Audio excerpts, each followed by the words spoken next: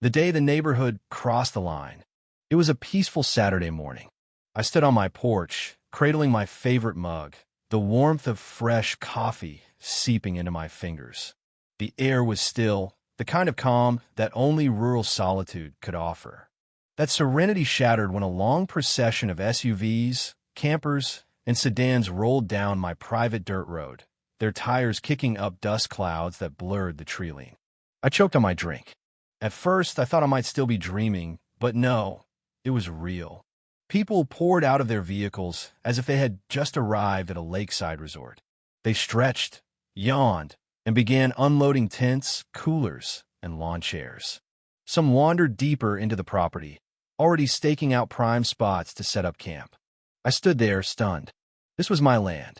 And then I saw her, Barbara, the self-declared queen of the neighborhood association. Clipboard in hand, her perfectly manicured bob bouncing with every purposeful step, Barbara moved through the chaos like a general surveying her troops. That smug expression of hers, the one that always made my blood boil, was firmly in place. I set my coffee down before I hurled it. Walking off the porch, I approached the swarm. People were hammering stakes, rolling out sleeping bags, and lighting up small grills like they were in a designated campsite. "Morning, neighbor," Barbara chirped, all smiles. "We appreciate your generous donation to the Neighborhood Association's annual camping retreat." I blinked.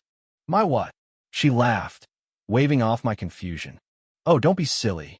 I told the board we needed a community getaway, and your land is just perfect. Lots of space, away from the city, and it's not like you're doing anything with it." I clenched my jaw. "Barbara, this is my private property. None of these people have permission to be here." Her expression didn't falter. "Well, technically, the association agreed on a shared outdoor experience. Since you live in the area, you're a part of it."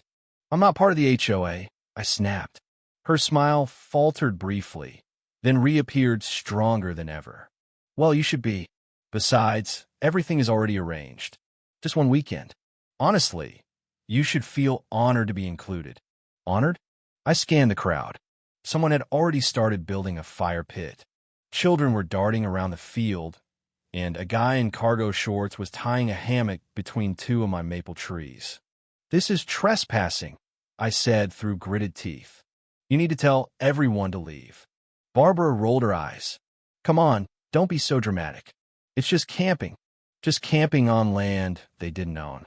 Before I could say more, a shriek rang out. A teenage girl had stepped into a fresh pile of cow manure. There's poop everywhere," she cried. "Wait," her mother gasped. "You mean this isn't a prep campsite?" Barbara hesitated. "Well, technically no. There are no bathrooms," someone else shouted. "What's that smell?" a man in a Hawaiian shirt asked, nose wrinkling. I almost laughed. My property wasn't groomed for tourism. It was raw land, home to cattle and untamed nature. Barbara turned back to me, now more stern. "People took time off work. Some drove hours. We brought RVs. It's too late to cancel. Not my problem." She glared at me. "Technically, the HOA." For the last time, I interrupted. "The HOA has zero authority here. Every person here is trespassing." A nervous murmur spread. A few people looked uneasy. Barbara wasn't done. "Maybe we should vote on it." "Vote? You think you can vote to take over my land?" She lifted her chin. "We live in a democracy, don't we?" I took a breath and pulled out my phone. "Time," I said simply, then ended the call. Barbara frowned. "Time for dope." A guttural growl silenced her. From behind my barn, 6 massive dogs emerged, my security team. Belgian Malinois and German Shepherds, sleek, disciplined, trained to protect. Titan, the alpha, let out a bark that echoed across the field. The crowd froze. "Are those friendly?" a woman whispered. "Depends," I said. Barbara paled. "You can't bring attack dogs into this. And you can bring 100 strangers onto my land." The dogs moved forward slowly, eyes focused, not aggressive yet. Barbara swallowed. "You wouldn't." "They don't attack unless provoked," I said. Panic set in. Tents collapsed. Coolers were packed in haste. People tripped over each other. A family of 4 sprinted to their minivan. Barbara screamed, I'm calling the police. I pulled out my phone again. Go ahead. I already did. 2 squad cars rolled in moments later. Barbara's confidence cracked as officers stepped out. She stormed toward them. Officers, thank God. This man has unleashed dangerous animals on us. We were having a peaceful event, and he threatened us. The older officer raised an eyebrow.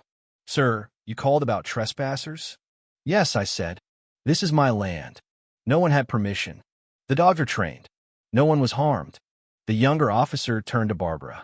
Do you have written permission to be here? Barbara faltered. Well, the HOA agreed. Do you have written permission from the owner? She looked around for backup, but no one dared meet her eyes. I walked to my truck, pulled a folder from the glove box, and handed it over. The officer flipped through it. Deed is in your name. No HOA involvement. Ma'am, you're trespassing. But he's part of the neighborhood. The HOA has jurisdiction. Not how property law works. Barbara turned red. We planned this for months. Still not his problem, the officer said flatly. Pack up or get cited. Titan growled again. The message was clear. 10 minutes later, the last of the campers had cleared out. Barbara turned to me, furious. You're ruining this neighborhood. I don't care. This is my land. Try again, and the dogs won't just be watching. Her face drained of color. She stomped to her car and drove off in a cloud of dust. Peace returned, or so I thought. 3 days later, I received a county complaint. Misuse of land, environmental hazard claims, safety violations. Barbara. I laughed. She actually filed it. I gathered evidence, called a lawyer, and scheduled a meeting with the county. When I arrived, she was already there, dressed like she was auditioning for local office. She smirked. The official called us in.